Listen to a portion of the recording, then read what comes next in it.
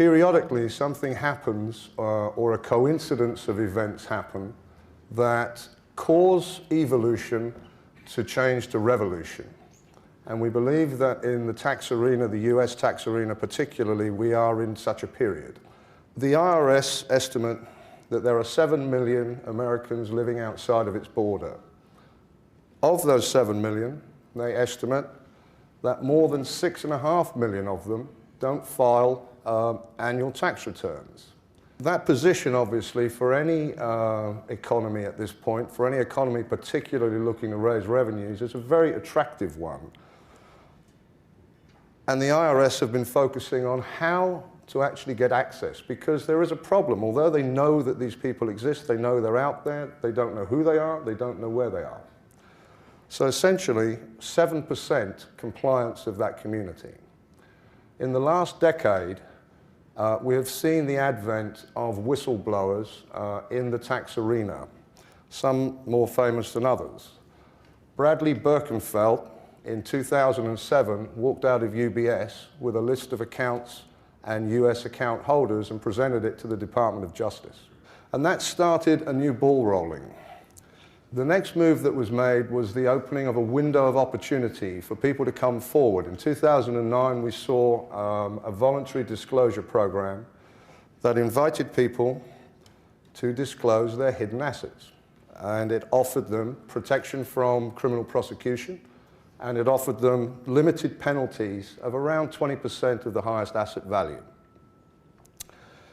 For its part, the IRS expected obviously to generate revenues, but additionally, and as importantly, it expected to actually generate an awful lot of information about the people who had helped and facilitated this community to hide their assets in the first place.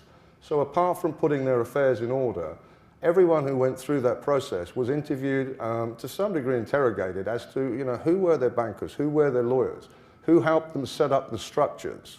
And the IRS have put together a significant amount of data as to really who aided, who abetted. 15,000 people took advantage of that process, and I since think there have been around about another 3,000, which in real terms is a drop in the bucket compared to the 6.5 million who are out there. But nonetheless, it is a result. It did generate information, it did generate revenues. The question then is, having seen the power and tasted the value of having real information, how does one accelerate that process? Waiting for whistleblowers, waiting for the next guy to become disgruntled and walk out with information is very slow, and it's incredibly unreliable. The US government became creative and invented something called FATCA, the Foreign Account Tax Compliant Act, which was signed into law about a year ago. FATCA, in essence, my colleagues are going to explain in more detail what it's about, but FATCA says from January 2013, we will withhold 30% of all payments coming out of the US unless you comply with certain requirements, which are essentially identify the US accounts that you hold, identify the US account holders, and tell us about it. So it is a system basically of institutionalized global whistleblowing. This is really where evolution turns to revolution, because the amount of information that can and could be generated by this system as it is being implemented could really change and make a very, very significant dent in the lives of many millions of US citizens. Essentially, the financial community are currently working to figure out how are we going to identify our US accounts, how are we going to identify the US account holders, and how do we go about reporting them to the IRS. So the IRS have managed, in a very elegant move, to hire in excess of 1 million people to track down their non-compliant taxpayers. Very recently, during the last few weeks in fact, a new voluntary program has been announced in order to give protection from prosecution to people who come forward before FATCA finds them.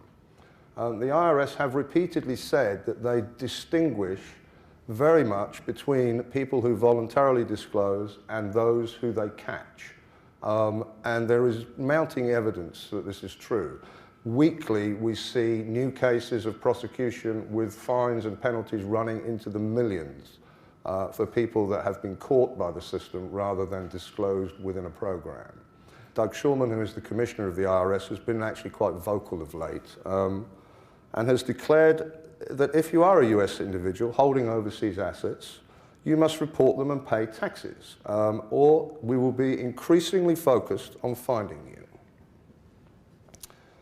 He has further said that the IRS has been mining and scouring data from the previous disclosure programs as well as the various other bits of information that have come to their attention and has identified numerous banks, advisors, promoters in foreign countries that may have helped US taxpayers to hide and park assets offshore.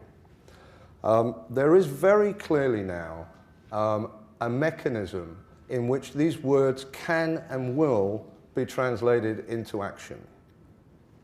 The last time there was a voluntary disclosure program, and in fact the time before that, and there's been a voluntary disclosure process forever. Darlene will tell me exactly when, I'm sure, but a very, very long time. And last time it was labelled your last chance to come clean. Now, the problem was that if you chose not to, there was really nothing too much that anyone could do to find you. You were still obscure in the world somewhere. This time, there is in fact an enormous mechanism, which is the world's financial institutions, that will be looking. And so when Mr. Shulman says this is your last and your best chance, I'm inclined to believe it. I think this time there is teeth to this that can go an awful long way.